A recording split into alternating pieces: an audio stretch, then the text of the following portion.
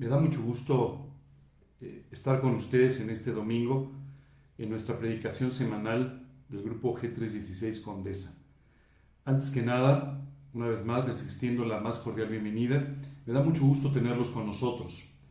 Y me gustaría aprovechar para comentar un poquito con ustedes de una reunión que tuvimos el día de ayer y que si no tuvieron la oportunidad de ver, les invito a que entren a nuestro grupo de Facebook G316 Adultos Mayores.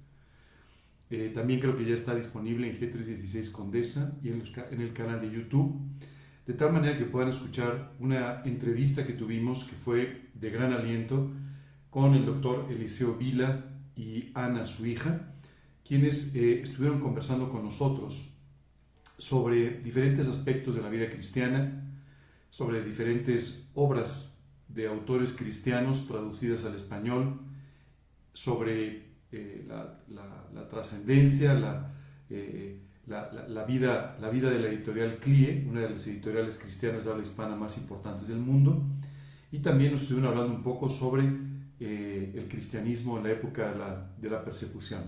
Así que me parece que sería muy interesante que pudieran tomar un tiempo para estar con nosotros y ver esta reproducción de nuestra charla del día de ayer. Por otro lado, el día de hoy me gustaría dar la bienvenida a todas las personas que por primera vez nos sintonizan en este canal, y quisiera también comentarles que el día sábado, el próximo sábado a las 5 de la tarde, vamos a tener una charla muy especial sobre la salud desde el punto de vista, por supuesto, físico, también desde el punto de vista emocional y especialmente desde el punto de vista espiritual. Es a las 5 de la tarde, el próximo sábado, y es totalmente abierta para todos ustedes. De la misma forma, los días lunes, miércoles, viernes, continuaremos con nuestras cápsulas, mensajes desde el aislamiento, unas cápsulas de 15 minutos, 20 minutos, en las que podrás escuchar una enseñanza que te aliente a vivir para Cristo y podremos pasar un tiempo orando juntos. Sin más preámbulo, me gustaría comenzar con una oración para continuar con nuestro estudio Consejos para mi Hijo Amado. Este estudio que por tercera sesión o desde la tercera semana que estamos estudiando y que está basado en el capítulo 2 de la segunda epístola de Pablo a Timoteo. Pero vamos a comenzar primero con una oración. Señor, queremos darte muchas gracias. Gracias, Padre, por este día y por la oportunidad que tenemos de vivir para ti. Y gracias, Señor, por este tiempo precioso que nos regalas para poder aprender un poco más de tu palabra. Señor, queremos pedirte que tú guíes todos los detalles del día de hoy, que tú derrames tu gracia sobre nuestras vidas y que de esa manera podamos apropiar todas las enseñanzas que vamos a escuchar de tu palabra esta mañana. Padre, te pedimos esto, te pedimos que tú nos lleves a entenderlo y a ponerlo por obra, a ponerlo en práctica inmediatamente para que se convierta en parte integrante de nuestra vida. Te lo pedimos, Señor, en el nombre de Cristo Jesús y para su gloria. Amén.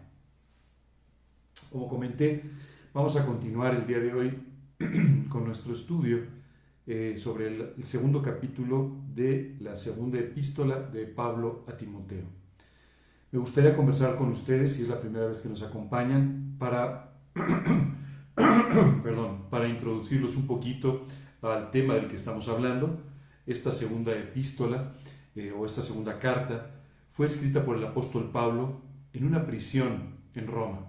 Como comentamos, el apóstol Pablo había sido llevado a la ciudad de Roma, y esto es porque ante una situación él apeló a César, es decir, pidió una entrevista personal con el emperador de Roma, a lo que él tenía derecho por ser ciudadano romano, y desde esta situación fue llevado a la ciudad de Roma, donde estuvo 2 años en un arresto domiciliario, custodiado por guardias del emperador, guardias pretorianos, y después de esto fue enviado a una cárcel que hoy llamaríamos de alta seguridad, de máxima seguridad, la cárcel mamertina, donde pasó los últimos años de su vida literalmente en un calabozo poco antes de ser ejecutado.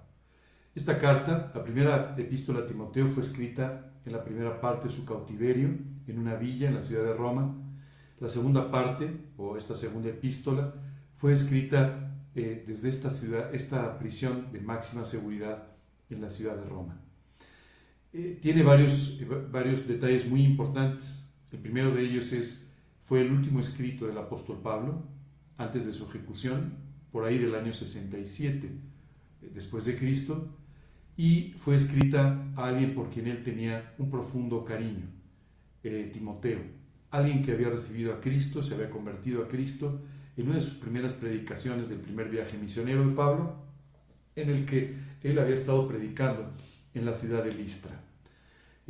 Timoteo venía de una familia que era mitad judía, de parte de su madre, una mujer llamada Eunice, y de un padre griego, pero él había sido educado desde joven en las Escrituras, de modo que cuando escucha la predicación de Pablo en Listra, él le entrega su vida por completo a Cristo y comienza desde ese momento a servirle.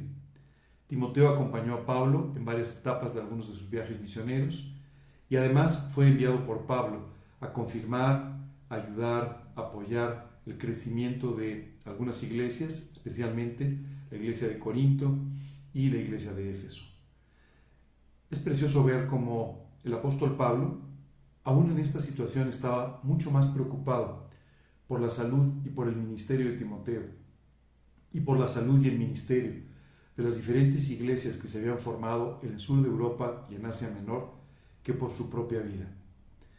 Probablemente una de las claves del éxito del ministerio de Pablo y de la felicidad con la que Pablo vivió a pesar de las persecuciones, a pesar de las pruebas, a pesar de los problemas, fue sin duda el hecho de siempre estar pensando en los demás, con sus ojos puestos en el Señor Jesucristo y siempre buscando la salud espiritual, el crecimiento de todas aquellas personas con las que él había tenido contacto a través de su vida.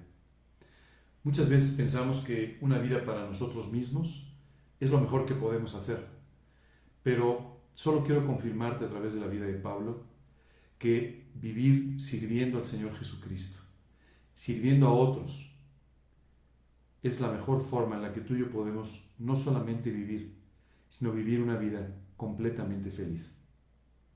Hemos venido hablando de algunos de estos consejos que en este capítulo 2 el apóstol Pablo le daba a Timoteo. Y el día de hoy vamos a entrar en una parte que puede definir en mucho la forma en la que tú y yo vivimos todos los días. Han pasado muchos años desde esta carta, pero los principios que Pablo le enseñaba a Timoteo son perfectamente vigentes en el mundo actual. Lo que se ha cambiado es la situación que tú y yo vivimos con respecto a la situación que Pablo, Timoteo y los primeros cristianos vivieron.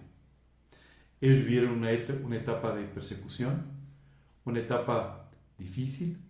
Nosotros hoy estamos viviendo una etapa mucho más cómoda, una etapa donde el cristianismo es algo socialmente aceptado, y esto a veces no solamente no es benéfico, sino que a veces hace que tú y yo tomemos también una posición cómoda ante la vida, y especialmente una posición cómoda ante la vida cristiana y el servicio al Señor. Me gustaría comenzar leyendo estos versículos de los que vamos a tratar el día de hoy. Comienza el versículo 19 diciendo: pero el fundamento de Dios está firme, teniendo este sello: conoce el Señor a los que son suyos, y apártese de iniquidad todo aquel que invoca el nombre de Cristo. Este versículo es muy importante para que tú y yo lo podamos comprender. En la primera parte del versículo dice que el fundamento de Dios está firme. Muchas veces pensamos que la Biblia ha sido escrita en otra época, para otras personas y en otro contexto, y entonces tú y yo podemos solamente tomar algunas partes de la Biblia que, en nuestro criterio, son adecuadas para el mundo actual. Pero quiero decirte que no es así. La Biblia nos confirma que el fundamento de Dios está firme. El fundamento de Dios no va a cambiar. No ha cambiado y no va a cambiar. A pesar de la modernidad, a pesar de la posmodernidad, a pesar de todo lo que tú y yo queramos poner en medio, el fundamento de Cristo siempre será exactamente el mismo. No ha cambiado. Y este fundamento de Cristo está basado en dos argumentos muy importantes de los que este versículo nos habla. El primero de ellos nos dice: conoce el Señor a los que son suyos. En muchas ocasiones nosotros tratamos de decir que prácticamente cualquier persona, ¿no?, es hijo de Dios. Esto es un dicho muy popular: todos somos hijos de Dios. De esta misma manera, pensamos que todos, de alguna manera, en una forma o en otra, por nuestra proximidad o lejanía a nuestra respectiva religión, estamos teniendo un acercamiento con Dios o estamos teniendo algún tipo de relación con Dios. Pero Dios, en este sentido, nos aclara que no es así, que el primer fundamento de la vida cristiana está relacionado con nuestra relación con Dios, que esto es vital para nuestra vida, que si no tenemos una relación personal con Dios en la que lo conocemos, simplemente no tenemos una vida espiritual. Hace poco escuchaba una persona que decía: oye, yo no creo en Cristo, pero soy una persona espiritual porque me gusta la música clásica, porque me gustan algunas expresiones artísticas. Y a veces pensamos de esta manera porque hemos desvirtuado el término espiritual o espiritualidad y lo hemos confundido con misticismo. Y son cosas totalmente distintas. Una vida espiritual es aquella que Dios provoca en nuestro corazón una vez que lo podemos conocer en los términos que dice este versículo. No hay otra forma. Para poder explicar un poco más esto que a veces nos cuesta trabajo entender, el día de hoy me voy a referir al Evangelio de Juan, que en su capítulo 1 nos explica más profundamente de qué se trata todo esto. Comienza diciendo el capítulo 1, versículos 9 en adelante: aquella luz verdadera que alumbra a todo hombre venía a este mundo. En el mundo estaba, y el mundo por él fue hecho, pero el mundo no le conoció. Me voy a detener aquí para explicarte que este versículo del Evangelio de Juan está hablando de Jesucristo, la única luz verdadera que alumbra a todo hombre. Esta es la realidad. Tú y yo estamos viviendo en un mundo, no solamente en esta época, sino en toda la historia, pero aún más en esta época, un mundo en el que hay una profunda oscuridad espiritual. Un mundo en el que las tinieblas básicamente están cubriendo la tierra y no nos permiten ver con claridad qué cosas hacer. Me llama mucho la atención cómo cada día hay nuevos movimientos, nuevas iniciativas, nuevas inquietudes, nuevas situaciones, y en el fondo nos cuesta trabajo incluso estar seguros de con cuál de ellas simpatizamos o no. Muchos argumentos nos suenan muy lógicos, muchos argumentos nos suenan muy necesarios, pero a veces ni siquiera entendemos el fondo de aquellas decisiones que estamos tomando y de aquellas ideas con las que nos estamos comprometiendo. En esta mañana es importante que tú y yo entendamos que la única luz que puede traer una luz y guía espiritual a nuestra vida es el Señor Jesucristo. Y quiero decirte que a veces, y esto es una tendencia muy moderna, tratamos de separar en diferentes aspectos nuestra vida. Y entonces pensamos que la vida laboral es de las 8 a las 6 de la tarde. La vida familiar, tal vez de las 6 a las 8 a las 9. La vida espiritual, tal vez algunos días de la semana en algunos horarios específicos. Y esto es un error. Quiero decirte que nuestra vida es un compendio de todos estos aspectos. Los seres humanos fuimos creados por Dios con un cuerpo, un vehículo que nos transporta durante esta vida, al que tenemos que cuidar. Un alma que engloba básicamente todo lo que tú y yo somos, nuestra forma de pensar, nuestras ideas, nuestro intelecto, nuestras iniciativas, nuestra pasión, y un espíritu. Esta parte del ser humano que Dios creó en nosotros para que podamos relacionarnos espiritualmente con Dios. Es por eso que la Biblia dice que cuando nosotros pecamos, morimos espiritualmente. Tu cuerpo no muere, tu alma no muere, es eterna, pero espiritualmente morimos cuando pecamos y esto nos separa de Dios por completo. Esta luz verdadera es la que alumbra al ser humano, no solamente desde el punto de vista espiritual, cuando entablamos una relación personal con Dios, de la que te voy a hablar un poco más adelante, sino que además alumbra todos los demás aspectos de nuestra vida. Porque desde la vida espiritual nosotros podemos entender otros aspectos de la vida. Cómo ser un buen padre. Hablemos de esto aprovechando que hoy es el Día del Padre. Cómo ser una buena madre. Cómo puede ser un buen hijo. Cómo ser un buen empresario. Cómo puede ser un buen hermano. Cómo puede ser todos los roles que en la vida tú y yo tenemos que desempeñar. Pero todo esto debe ser entendido desde el punto de vista espiritual, para que esto permee en todos los aspectos de nuestra vida. No trates nunca de separar tu vida espiritual de otros aspectos de la vida.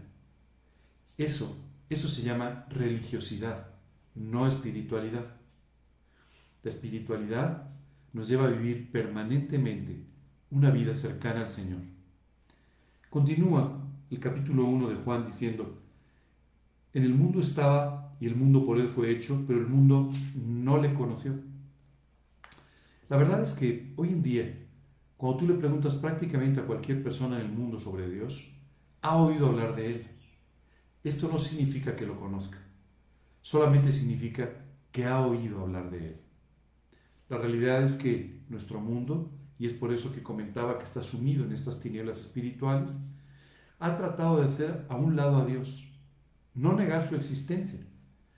Algunas personas la niegan, pero en general no negar su existencia, sino limitar su influencia en nuestra vida para que de esa manera tú y yo podamos seguir viviendo de la manera que queramos. Hacer esto solamente manifiesta que no lo conocemos, que no conocemos a Dios. Continúa diciendo: a lo suyo vino y los suyos no le recibieron. En efecto, Jesús se hizo un hombre en Israel.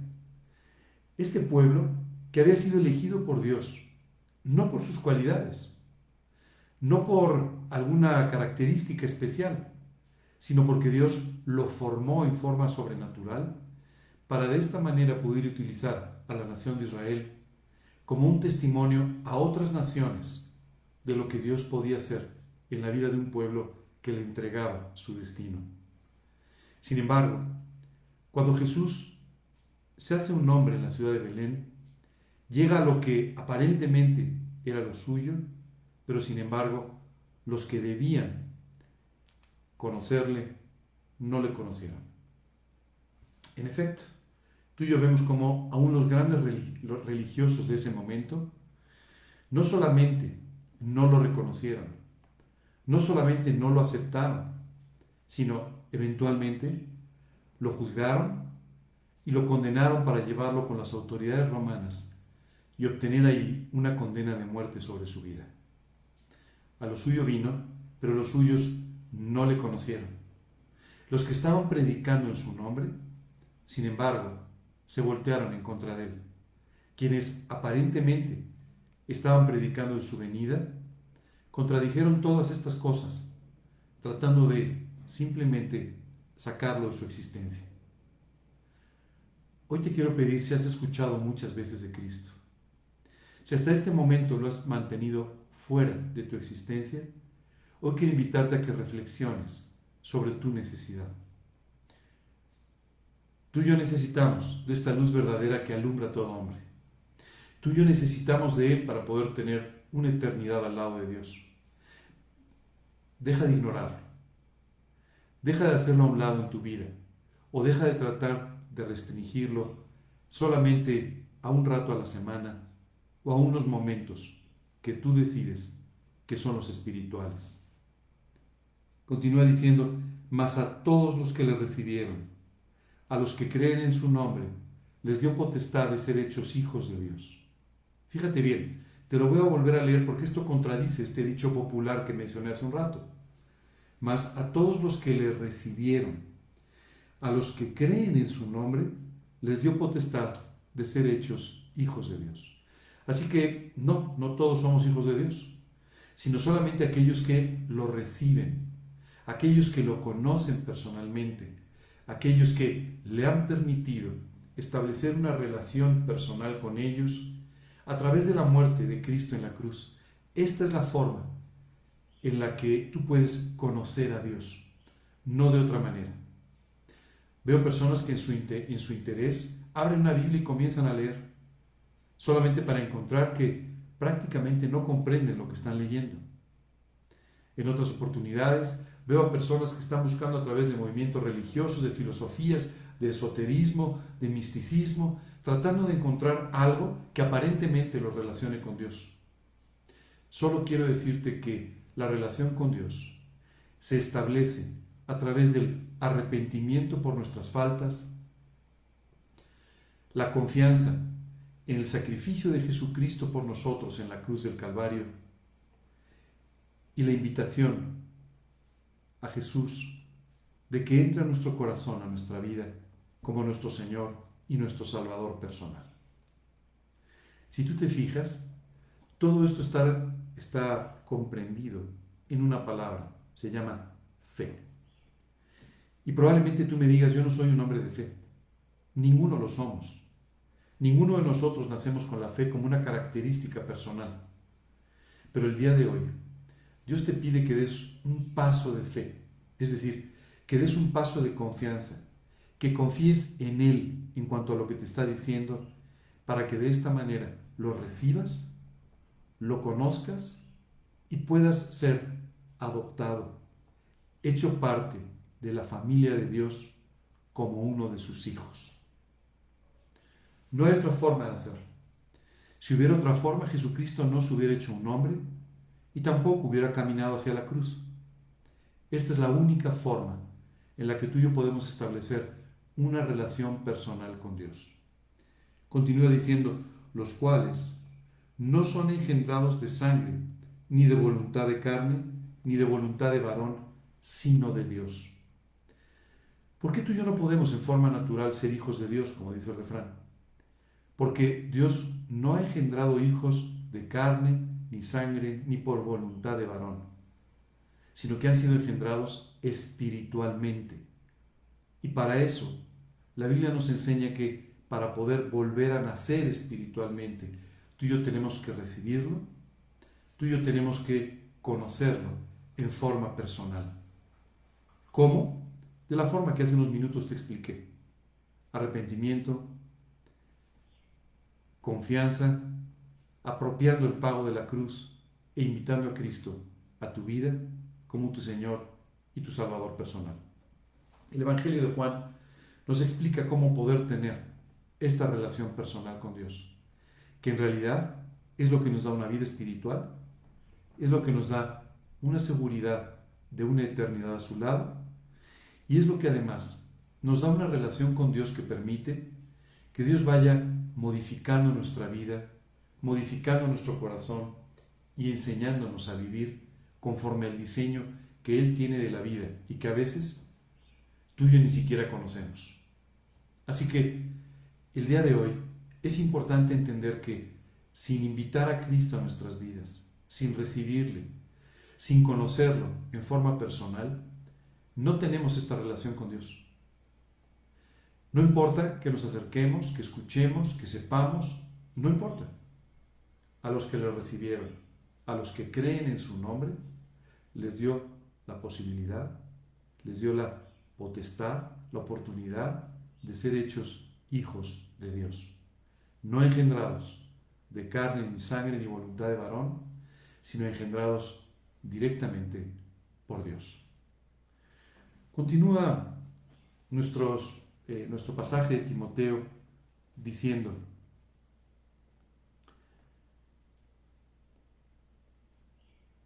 conoce al Señor, el Señor a los que son suyos, y apártese de iniquidad todo aquel que invoca el nombre de Cristo. Hay un momento en nuestra vida que se marca como un antes y después de Cristo, de la misma forma que la historia. Y ese es el momento en el que lo invitamos a nuestro corazón. Pero una vez que hacemos esto, una vez que Jesucristo, Dios entra a morar a nuestra vida y empieza a guiar nuestra vida, tenemos que tomar una decisión muy importante que está contenida aquí. Apártese de iniquidad todo aquel que invoca el nombre de Cristo. Es decir, tú y yo tenemos que aprender a hacernos a un lado del pecado, hacernos a un lado de la iniquidad y aprender a vivir una vida de santidad. Quiero decirte que aquí hay varias palabras que a veces no entendemos de una forma correcta. La primera de ellas es iniquidad. La iniquidad o la maldad es esta actitud que el pecado produce y que permite que tú y yo pequemos cada vez con más facilidad y con menos preocupación moral. Seguramente la primera o la segunda o la tercera vez que dijiste una mentira, esto te preocupó. Pero después de un poco de tiempo y después de continuar practicando la mentira, se volvió un hábito en tu vida del que ya no pudiste librarte nunca. Es cierto, el pecado nos encadena y es por eso que el pecado es tan grave. Nos quita nuestra relación con Dios y además nos encadena para no poder vivir sin seguir practicándolo. Pero una vez que Jesucristo entra en nuestro corazón, Él nos libera de estas cadenas. Dice la Escritura, y conoceréis la verdad, y la verdad os hará libres. Dios puede liberarte de tal manera que tú puedas vivir una vida sin las ataduras del pecado, sin tener que seguir practicando el pecado y de esta manera librándote de la iniquidad. Ahora, cuando Jesucristo entra a nuestro corazón y nosotros apropiamos su pago eterno, la salvación está garantizada. No la podemos perder porque no depende de nosotros. Depende de lo que Cristo hizo en la cruz del Calvario. Y a partir de ahí tú tomas las decisiones de cómo quieres vivir. ¿Cuál es la forma en la que tú quieres vivir? Pero aquí Dios simplemente nos dice, no voy a dejar que sigas viviendo igual. Al tomar esta decisión, el Espíritu de Dios, el Espíritu Santo, entra a morar a nuestra vida. Y este Espíritu Santo empieza a hacer ciertas cosas muy importantes de nuestra vida espiritual. Primero, dice la Escritura, nos guía a toda la verdad. Es decir, quita esa confusión que tú y yo muchas veces tenemos sobre lo que está bien, sobre lo que está mal, sobre lo correcto y lo incorrecto. Además, dice la Escritura, que ese Espíritu intercede por nosotros, como con gemidos indecibles. Muchas veces cuando tú y yo oramos, lo hacemos en nuestros propios términos, pero muchas veces ni siquiera sabemos exactamente lo que estamos pidiendo. Señor, yo te pido que hagas esto y lo otro porque yo creo que eso me va a hacer feliz. Pero en realidad, eso no te va a hacer feliz. Pero Dios entiende que lo que tú estás buscando es la felicidad, aunque estés confundido en la forma de pedirla. Y es por eso que el Espíritu Santo tiene que interceder por nosotros. Es por eso que tiene que llegar delante de Dios y decir, mira, lo que Ángel en realidad quería decir a través de esta oración. Lo que no supo cómo expresar, pero en el fondo está en su corazón, es esto y esto otro. Y es por eso que dice la Escritura que Él intercede por nosotros de esta manera. Pero hay algo más que Él hace, y es, empieza a actuar en nuestra vida de tal manera que nos va guiando hacia una vida de santidad. Ya no te permite vivir igual. Yo recuerdo que tal vez unos 3 meses después de haber invitado a Cristo a mi vida, de haber comenzado a leer, incluso a estudiar la Biblia, empecé a pensar, caray, creo que estoy peor que antes. Hasta que simplemente me di cuenta de que no estaba peor. Más bien, empecé a ser consciente de las cosas que estaban mal en mi vida y de las que nunca había sido consciente. El Espíritu Santo estaba alumbrando áreas de mi vida. Me estaba mostrando qué cosas estaban equivocadas y estaba trayendo la convicción necesaria para que yo ya no quisiera vivir de esta manera. A esto se refiere este versículo. Cuando Cristo está en nuestro corazón, ya no nos deja vivir igual. Respeta nuestras decisiones, tenemos libertad para decidir vivir como queramos, pero empieza a actuar en nuestra vida de tal manera que nos convence de nuestra necesidad de una vida limpia, de una vida con santidad. La palabra santidad, que a veces también es un poco mal entendida, no significa una característica especial con la que las personas nacen o con la que las personas van creciendo, sino santidad se refiere a la actitud que tú y yo tomamos como una decisión de entregarle a Dios nuestra vida para ser apartados para Dios, apartados para ser usados por Él para siempre y sin ninguna reserva.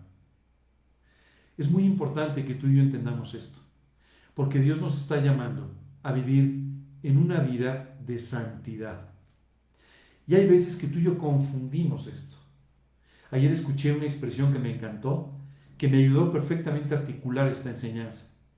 Una persona ayer hablaba de cristiandad y cristianismo, y tiene toda la razón. No había encontrado la palabra para podértela explicar. Pero yo te puedo decir que estos dos conceptos son totalmente diferentes. Una cosa es vivir en la cristiandad, es decir, vivir en el ritualismo cristiano, vivir haciendo las cosas que se supone que debes hacer o que has aprendido a hacer o que hacen los demás. Y por otro lado, empezar a vivir conforme a ciertas normas y convenciones sociales que aprendes al entrar en contacto con otros cristianos. No quiero decir que esto esté mal, pero quiero decir que eso no es el cristianismo. El cristianismo es la relación íntima, profunda, que tú y yo podemos y debemos tener con nuestro Señor. El cristianismo es todo lo que emana de esa relación profunda con Dios que no te permite vivir igual. Literalmente, es una relación que te enamora, una relación que te seduce, una relación que te obsesiona, que no permite que pienses en otra cosa, que no permite que hagas nada que desagrade a aquel de quien estás enamorado. Eso es el cristianismo. Es una vida basada en el Señor Jesucristo y en su palabra. Es una vida vivida con los principios de la Escritura. Y de esta manera, una vida en la que siempre estarás dispuesto a servir a Dios, sirviendo a otras personas. Es una vida de gratitud, una vida en la que siempre estarás expresando tu alabanza y gratitud por todas las cosas maravillosas que el Señor hace todos los días en tu vida. Eso es el cristianismo. Y es importante que entendamos muy bien que cuando tú y yo hablamos de Cristo, a lo que estamos invitando a las personas es al cristianismo. Es decir, a vivir esa relación personal y eterna con el Señor Jesucristo, no a otra cosa. Es importante que entendamos también que lo que va a atraer a las personas a Cristo es el reflejo de su gloria en tu vida, es decir, tu vida cristiana. Es decir, el reflejo de Jesucristo en todas las acciones de tu vida, que harán que simplemente vivas diferente. Ayer hablaba con una joven que tomó la decisión de vivir para Cristo y que tuvo una entrevista con su jefe en estos días o con una persona que quería contratarla para un negocio. Y ella le dijo, mira, yo actúo de esta manera porque sigo a Cristo. La persona estaba sorprendida y le dijo, nunca había escuchado a alguien hablarme de esta manera. Pero sabes, eso es exactamente lo que significa el cristianismo. Poder representar a través de nuestra vida, no solo de lo que decimos, pero especialmente de nuestra vida, lo que es una relación personal con Cristo, que ya no te permite vivir de otra manera. A veces invitamos a las personas más a la cristiandad que al cristianismo. Invitamos más a las personas a que vivan de la misma manera que nosotros vivimos en aspectos morales o sociales, a que cumplan con ciertas cosas, a que lean determinado tiempo la Biblia todos los días, a que oren determinado tiempo, a que asistan a ciertos estudios, vayan a ciertas predicaciones. Esto no es la vida cristiana. La vida cristiana es la vida profunda que tú tienes con el Señor Jesucristo. Y esto será lo que traerá como consecuencia todo lo demás. Hablarás de Cristo porque estás enamorado de Él. Querrás estudiar la Biblia porque quieres saber más de la palabra de tu Dios. Querrás escuchar una predicación porque querrás ser alentado para seguir viviendo para Cristo y seguir aprendiendo aspectos de la Biblia que traerán transformaciones vitales a tu vida. Pero será una consecuencia, Querrás tener efectivamente compañerismo con otros creyentes, porque empezarás a enamorarte de otros hijos de Dios, que son amados también por tu Señor. Pero esto será solamente la consecuencia de la vida cristiana profunda a la que Dios nos ha llamado. Quiero decirte que una de las grandes bondades de la vida cristiana es que Dios la creó para que sea cada vez más profunda, para que sea cada vez llevarte a una mayor altura espiritual que te permita disfrutar más de tu relación con Dios, disfrutar más de tu relación con los demás y disfrutar más, en términos generales, de toda tu vida.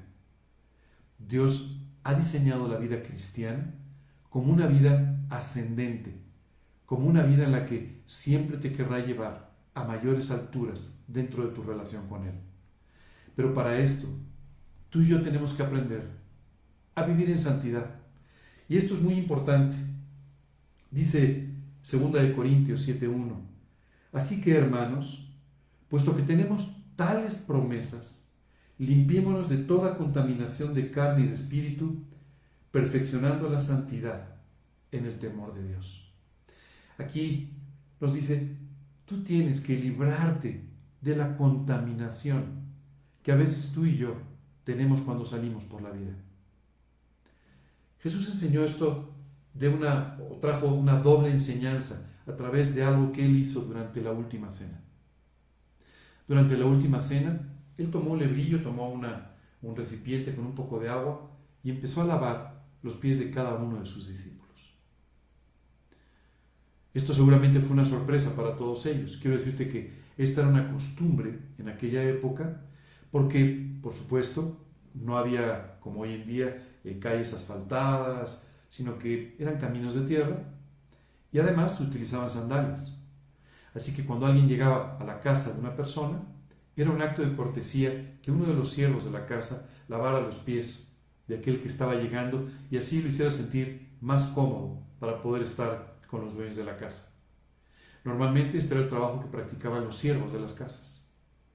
Y Jesús, al tomar el agua y empezar a lavar los pies de sus discípulos, quiso transmitir una enseñanza extraordinaria de la actitud que tú y yo debemos tomar como siervos, no como quienes debemos ser servidos, sino como siervos, para que de esta manera seamos útiles en las manos de Dios.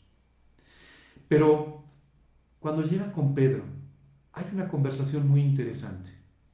Jesús llega acercándose a tratar de lavar los pies de Pedro y Pedro le dice, no, Jesús, tú no puedes lavarme los pies. O sea, ¿cómo?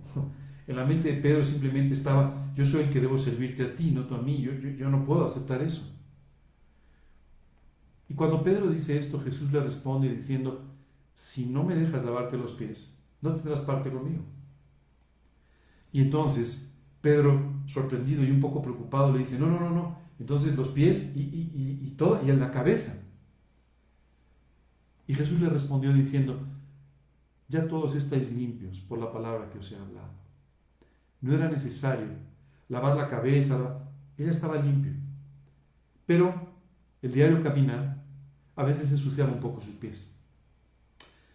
Cuando tú y yo salimos todos los días por la vida, aunque estamos ya limpios, no por nuestras cualidades, pero por la sangre de Cristo, aunque Dios ya limpió nuestra vida por completo, a veces el polvo del camino se nos pega. A veces algunas cosas ensucian nuestra vida.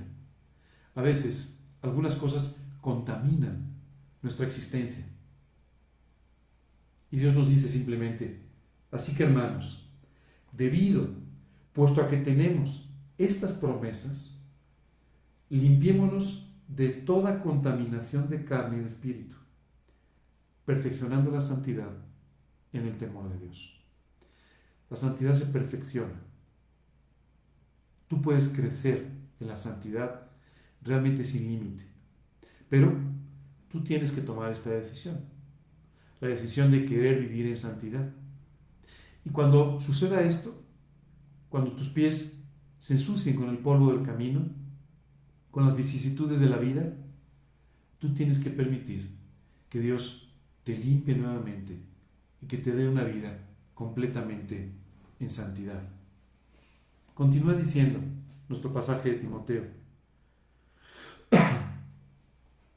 Pero en una casa grande no solamente hay utensilios de oro y de plata, sino también de madera y de barro. Unos son para usos honrosos, otros son para usos viles. ¿Sabes? La iglesia probablemente es una de las cosas más sorprendentes que existen. Si tú mañana formas una empresa, tratarás de contratar seguramente a las personas más adecuadas para cada una de las posiciones. Sin embargo, a la iglesia, ¿sabes quiénes llegamos? Los enfermos espirituales, los que tenemos muchos problemas, los que hemos vivido mal, los que hemos cometido errores y hemos recibido una segunda oportunidad. Somos nosotros los que conformamos la iglesia. Por eso es un auténtico milagro que Dios haya decidido que la iglesia pueda predicar de Él, cuando sin duda somos los menos merecedores de hacerlo y somos los menos indicados, los menos capacitados, los menos capaces para poder hacerlo. Pero Dios ha decidido hacer esto porque Él puede hacer en nosotros lo que sería imposible que nosotros hiciésemos directamente.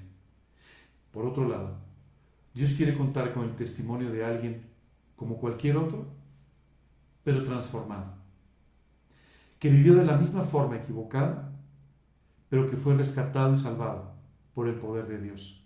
Eso es exactamente lo que Dios quiere hacer. A veces cuando tú y yo convivimos o nos acercamos a la iglesia, nos imaginaríamos que es un grupo de personas prácticamente perfectas, que no cometen errores, que todo lo hacen bien, especialmente el pastor, por supuesto, pero que nunca se equivocan. Y a veces nos decepcionamos cuando nos encontramos con seres humanos, imperfectos, con problemas, pero que tienen una actitud de servir al Señor y de vivir para Él. Claro, como creyentes en la iglesia, algunas personas toman la decisión de vivir con toda la santidad, algunas personas no. Por eso en este versículo nos dice, hay instrumentos que son usados para honra, otros lamentablemente no. Esta no es una decisión de parte de Dios, esta es una decisión tuya. Si tú quieres ser un instrumento de honra, tú tendrás que santificarte para que de esta manera Dios pueda usarte de esa manera. De otra forma, si tú tomas la decisión de no permitir que Dios haga este trabajo de santificar tu vida, continuarás viviendo casi como cualquiera, con la única diferencia de que ahora serás un instrumento no de honra. Las personas voltearán a verte y no podrán ver a Jesús en una forma clara, sino en una forma bastante difusa.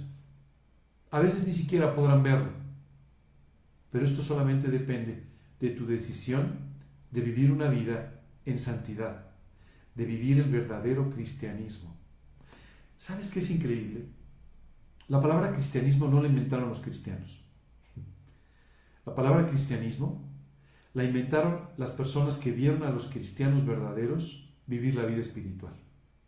Así dice la Biblia. Dice que en Antioquía por primera vez a los discípulos les llamaron cristianos, porque dijeron, la vida de ellos es distinta. Es una vida completamente diferente y ese es el tipo de vida que yo quiero tener. Así que si alguno se limpia de estas cosas, será instrumento para honra, santificado, útil al Señor y dispuesto para toda buena obra. Déjame ir detalle por detalle de este versículo porque es muy importante. Dice, así que si alguno se limpia de estas cosas, si alguno toma la decisión de santificarse, oye, pero yo que te estoy escuchando me encuentro con que hay muchas cosas que no andan bien en mi vida. Hoy te invito a que hagas lo que dice Primera de Juan 1:9.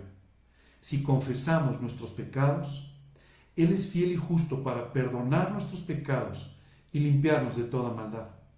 Escúchalo bien.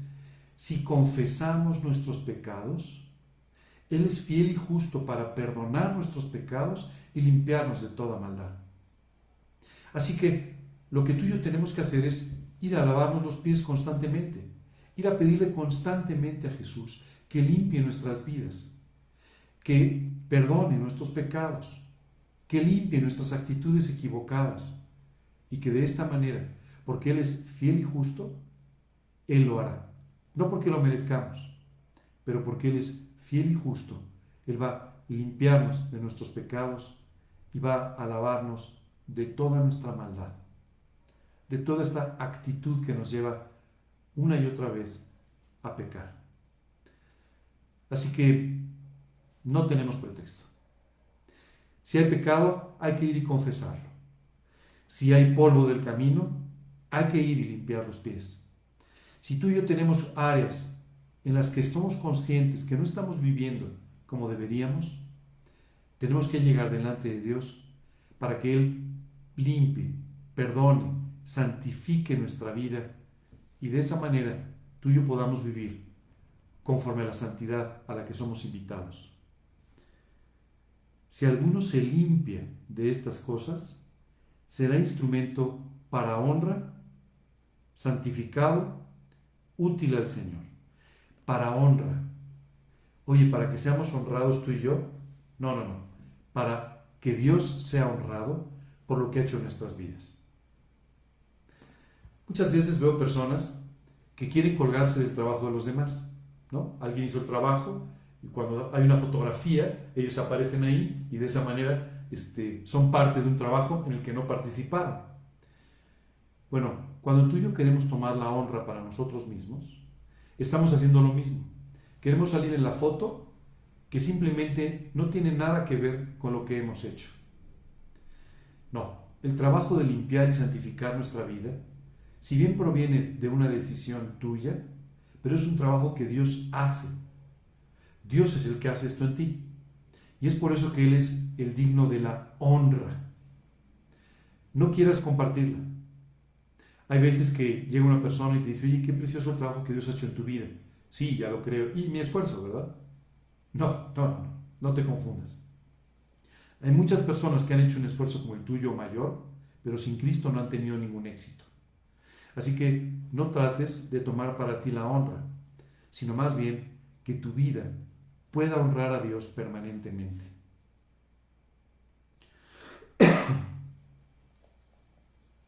Y no solamente honra, dice también santificado y útil al Señor. Muchas veces tú y yo queremos ser útiles, queremos hacer muchas cosas, queremos servir al Señor de esta forma, de esta otra, pero esto no es posible sin santidad. Tú no puedes servir a Dios en tus propias fuerzas. Más bien, Dios es el que produce en nosotros el querer como el hacer, y Él es el que sin duda traerá todas estas buenas obras a tu vida. Nosotros en forma natural ni podemos hacerlas, ni siquiera queremos hacerlas. Es Dios el que hace este trabajo maravilloso en nuestras vidas y es el que nos da la victoria para que podamos ser útiles. Mira, la verdad que ni tú ni yo somos útiles normalmente al Señor. Claro que esto es una cosa que nos cuesta mucho trabajo reconocer. Siempre pensamos que porque somos de una forma o de otra, por nuestra elocuencia, por nuestra preparación, por lo que tú quieres poner ahí, es que somos útiles a Dios. Pero no es así. Una de las cosas que Dios tiene que hacer siempre en la vida de los creyentes, y que es muy notoria en aquellos grandes hombres de Dios que nos precedieron, es el convencernos de que no somos nosotros, sino es Él en nosotros el que puede ser útil en las manos de Dios. ¿A qué me refiero con esto? Mira, el apóstol Pablo, quien escribió esta epístola, pensó que en el momento que se convirtió a Cristo, después de haber sido un perseguidor de los cristianos, después de haber sido un líder de la religión judía, después de haber sido una persona socialmente muy reconocida en su momento, seguramente al empezar a predicar a Cristo, todo el mundo se convertiría. Pero no fue así. Y no solamente no fue así, sino que tuvieron que descolgarlo por el muro de una ciudad para que no lo mataran. Así que Pablo no entendió y muy decepcionado se va a Tarso, a la ciudad donde él era, y durante algún tiempo empieza a estudiar la Biblia y empieza a permitir que el trabajo de Dios vaya convenciéndolo de que no era Saulo, sino el trabajo en la vida de Pablo el que Dios podría utilizar para hacer a este hombre grandemente útil para la obra de Dios. Dios tuvo que hacer lo mismo con otro gran líder como Moisés, a quien tomó aparte, después de toda una educación de élite en Egipto, después de haber sido preparado para ser un gran líder desde el punto de vista humano, lo tuvo que tomar y llevarlo durante 40 años a un desierto, a pastorear ovejas a un desierto, para convencerlo de que no era Moisés, sino Dios en la vida de Moisés, quien lo convertiría en alguien sumamente útil. Hay muchos más ejemplos en la Biblia sobre este trabajo. Dios tomó a un joven de una familia en Israel, un joven llamado David, que tenía muy buenas condiciones, muy buenas características, muy buenas cualidades, pero que sin embargo tenía que aprender a depender 100% de Dios para poder ser útil en sus manos. Y de esta manera, este hombre fue perseguido sin ningún motivo, perseguido por Saúl, perseguido durante varios años, llevado incluso a una situación en la que tuvo que hacerse pasar por loco para ser aceptado en otro grupo, y de esta manera su corazón fue siendo poco a poco preparado para ser útil en las manos de Dios. ¿Qué podríamos decir de José? Un joven que tenía un gran corazón, que tenía una gran inquietud de servir a Dios y servir a su familia y a su nación a través de ella. Pero Dios tuvo que permitir que este hombre pasara por diferentes situaciones en su vida, algunas de ellas nada agradables, para ir trabajando en su corazón y convencerlo de que no era José, era Dios en la vida de José, quien podría ser tremendamente útil. Déjame hablarte un poco de las consecuencias. En la vida de Pablo, Pablo fue sin duda el apóstol de los gentiles, el más grande predicador de su tiempo, pero además, a través de él Dios pudo traernos una buena parte del Nuevo Testamento y enseñanzas claves para nuestra manera de vivir. Fue el primer misionero y la obra de Dios se extendió abundantemente en su tiempo a través de su vida y su ministerio. Pero ya no era Pablo, era el trabajo de Dios en Pablo. Moisés, después de estos años en el desierto, Dios lo tomó y lo convirtió en el líder de Israel y quien sacó a Israel de la esclavitud de Egipto para llevarlo a la tierra prometida. Ya no Moisés, Dios en Moisés. Te hablé también de David. David llegó a ser el mejor rey de Israel. Un rey que no solamente llevó el corazón de la nación delante de Dios, sino un rey que permitió que Dios bendijera de tal manera su función que enriqueció grandemente a Israel y preparó todas las cosas para que pudiera ser construido el templo en la ciudad de Jerusalén. Pero ya no David, Dios en la vida de David. José. Dios tomó a José y lo convirtió en el personaje más importante del mundo en su momento. El número 2 de la nación más rica y próspera de la tierra, Egipto, pero además el propio faraón veía, así lo decía, a José como si fuera su propio padre. Pero ya no José, ya no el José que soñaba de joven, sino Dios en la vida de José. Hoy quisiera preguntarte, ¿qué más Dios tiene que hacer para que ya no seas tú, sino Dios en tu vida? Esto es muy importante, porque esto es lo que te va a volver útil en las manos de Dios. Sí, no tú, no tus cualidades, sino Dios en tu vida. ¿Qué tiene que hacer Dios? Lo que tenga que hacer, lo va a hacer. Pero para que pueda hacer este trabajo, tú tienes que santificarte, entregarle tu vida, buscarle en lo profundo de tu corazón. Útil al Señor y dispuesto para toda buena obra. Qué precioso pensar que estás listo para que Dios te use. Qué increíble pensar que tú ya estás listo y preparado para que Dios pueda usarte como el siguiente misionero, como el siguiente predicador, como el siguiente pastor, o simplemente como la persona que lo va a servir en su trabajo, en su hogar, en la zona donde vive, con su familia, y que va a impactar las vidas de los demás.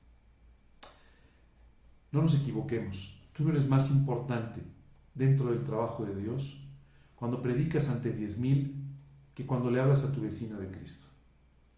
Eres igual de importante, porque lo único importante es el trabajo que le permites a Dios hacer en tu vida.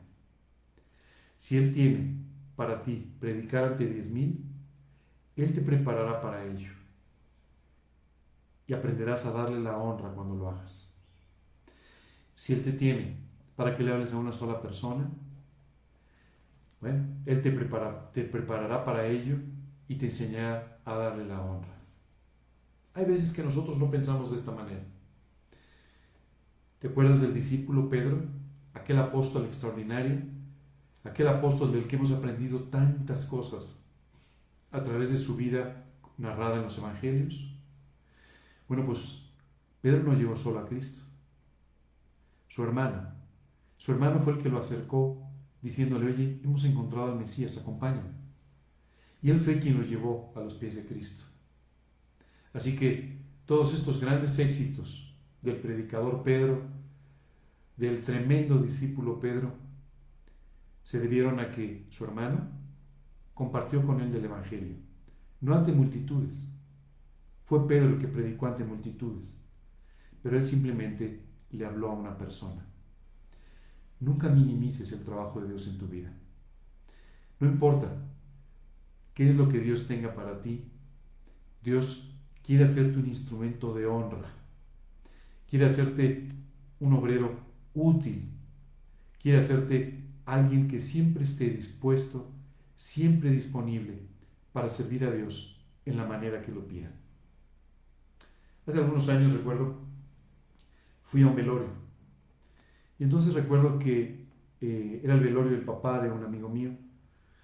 Y recuerdo que antes de ir estuve orando y después procuré arreglarme con mucho cuidado.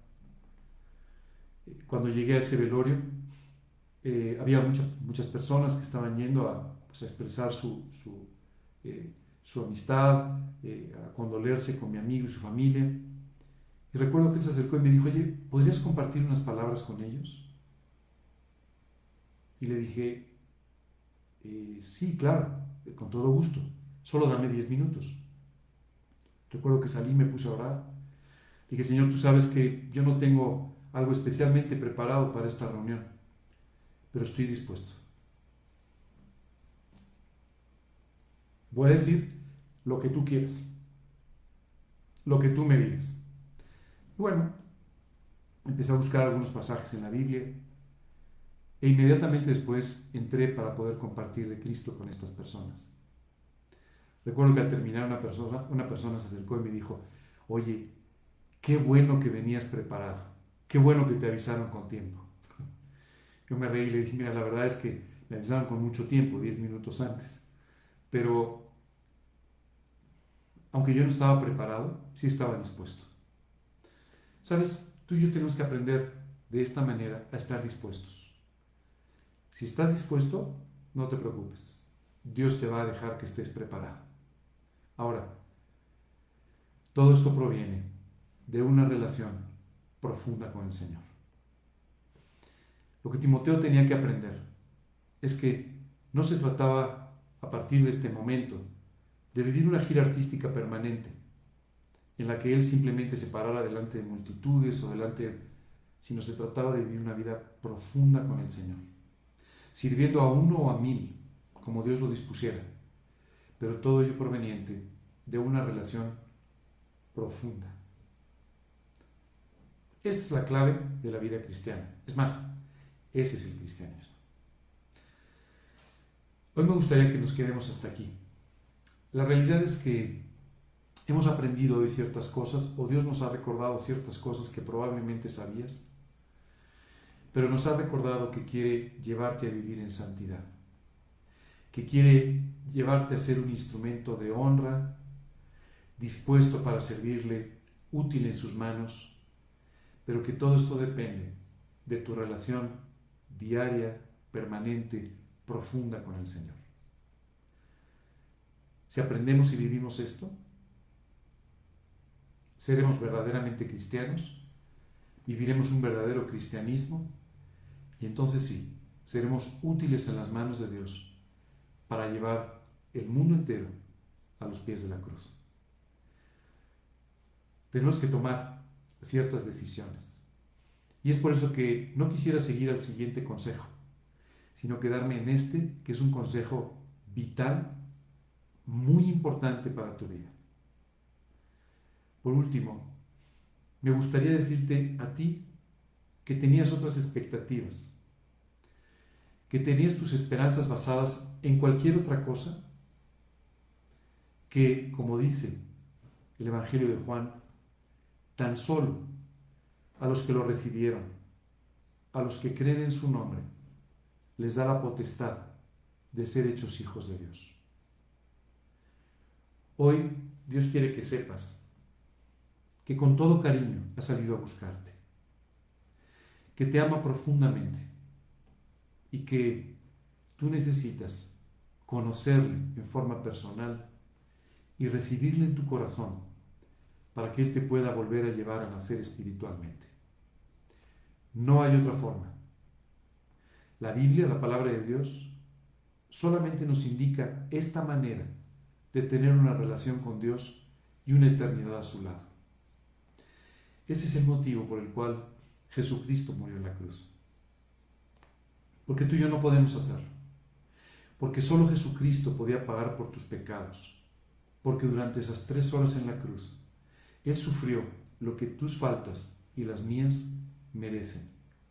Lo que las consecuencias de tus pecados y de mis pecados merecen. Y eso es todo lo que Jesús pagó derramando su sangre en la cruz.